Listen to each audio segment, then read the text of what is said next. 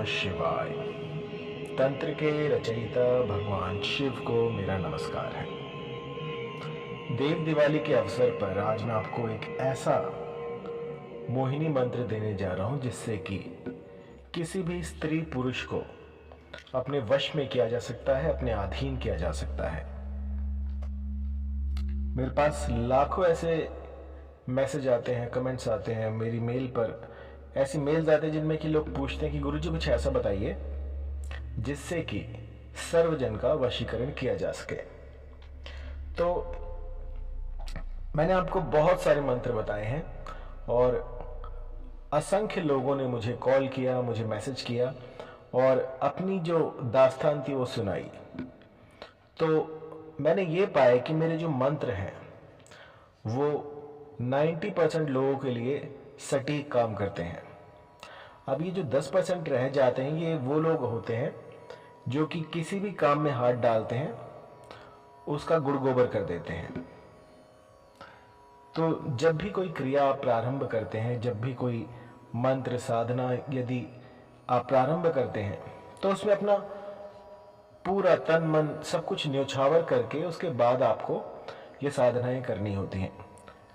सिर्फ देखने के लिए, आजमाने के लिए, तर्क वितर्क के लिए इन चीजों का प्रयोग कतई ना करें। पुरातन काल में क्या होता था कि जब जान पर बनाती थी तब इस विद्या का प्रयोग किया जाता था। यह विद्या कुछ ऐसी है जो कि राम बाण के रूप में ली जाती है। जब कुछ भी ना दिख रहा हो उस समय पर इस विद्या का प्रयोग किया जाता है। इसे काली विद्या भी कहा जाता है और सफेद भी आप कह सकते हैं, क्योंकि जब काली विद्या का प्रयोग होता है तो वो किसी को नुकसान पहुंचाने के लिए होता है। जो जादू है, जो मैजिक है, ये दो प्रकार के होते हैं।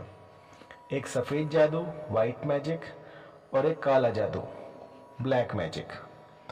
तो जो ये दो प्रकार हैं ये कुछ भी नहीं है, सारी क्रियाएं एक जैसी होती हैं, लेकिन आपका जो भाव होता है जब आप किसी मंत्र को किसी का अहित करने के लिए प्रयोग में लाते हैं तो वो काला जादू हो जाता है और इसके नकारात्मक प्रभाव आप पर पड़ सकते हैं। और जब आप किसी का शुभ करना चाहते हैं, किसी का शांतिकरण करना चाहते हैं, किसी के जीवन में खुशियां लाना चाहते हैं, किसी का घर बचाना चाहते हैं, तो ऐसे में वो जो मैजिक है वो वाइट मैजिक हो जाता है। तो आज का जो मेरा मंत्र है ये इतना प्रभावी है कि मैं आपको क्या बताऊं। इस मंत्र की सटीकता पर संदेह नहीं किया जा सकता। यदि किसी पर एक बार ये मंत्र लगा दिया जाए तो बस रात दिन आप ही की माला जपेगा। मैंने तो ऐसा भी देखा है कि जो सामने वाला है वो इतना बावरा हो जाता है आपके प्यार में कि उसे अपनी ही सुध बुध नहीं रहती।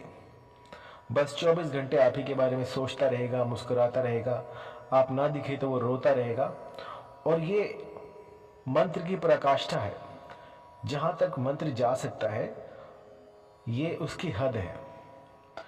इसको यदि आप सिद्ध कर लेते हैं जिस तरह से मैं बता रहा हूं तो कोई ऐसा व्यक्ति ही नहीं जो कि बच पाए, चाहे वो स्त्री हो या पुरुष, चाहे कितना ही पत्थर दिल क्यों ना हो।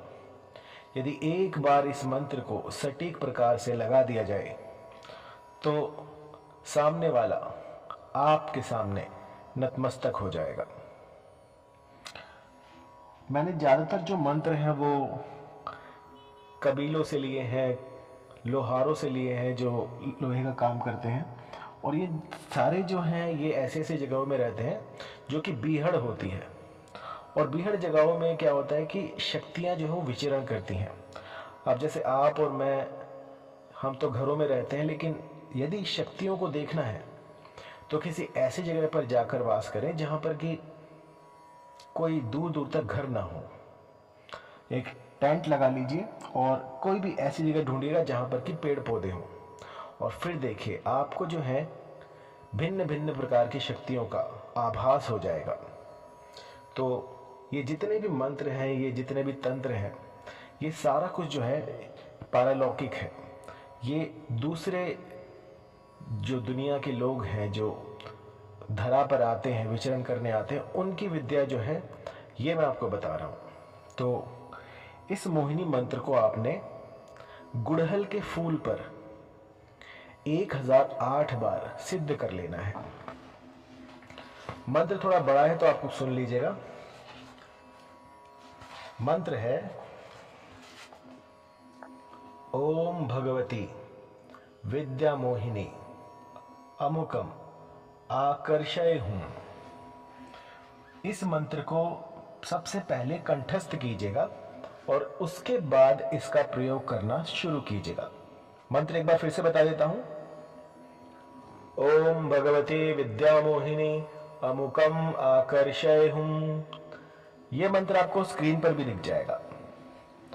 तो जब आपका प्रथम दिन हो, जब पहला दिन हो, उस दिन आपको गौघृत लेना है। गौघृत अगर शुद्ध ना मिल रहा हो तो आप kalividya.com से जाके गौघृत ले सकते हैं। ये सूर्य नाड़ी की जो गायें होती हैं, जो आपको बाजार में घी मिलता है, ये घी आपको कोई लाभ नहीं देगा। आप आसपास जाएं जहां पर शुद्ध देसी गायें होती हैं, उनके ऊपर एक सूर्य नाड़ी का एक हम्प होता है। जब आप देखेंगे तो आपको जो हमारी देसी गायें हैं, राजस्थान में जाइए, वहां पर आपको मिल जाएंगी, आपके आस पड़ोस में मिल जाएंगी। तो एक कुबड़ सा ऊपर से निकला होता है, उसे सूर्य नाड़ी कहते हैं। सूर्य का कुछ ऐसा तेज, कुछ ऐसा रसायन वो बनाती हैं जिससे कि उस घी में अपने ही रसायन क्रिएट हो जाती हैं। और जब वो घी आप हवन में प्रयोग में लाते हैं तो अग्निदेव जो हैं वो आप पर अपनी कृपा बरसाना शुरू कर देते हैं। बहुत से ऐसे रहस्य हैं जिनसे कि पर्दा उठेगा।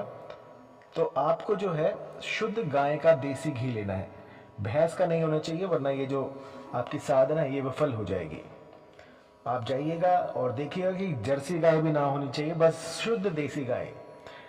देसी गाय जिसके ऊपर की सूर्य नाड़ी हो, आप इसके बारे में गूगल कर लीजिए, आपको पता लग जाएगा। इसके बाद आपको क्या करना है, हवन सामग्री बनानी है। हवन सामग्री में आपको सफेदे के पत्ते लेने हैं।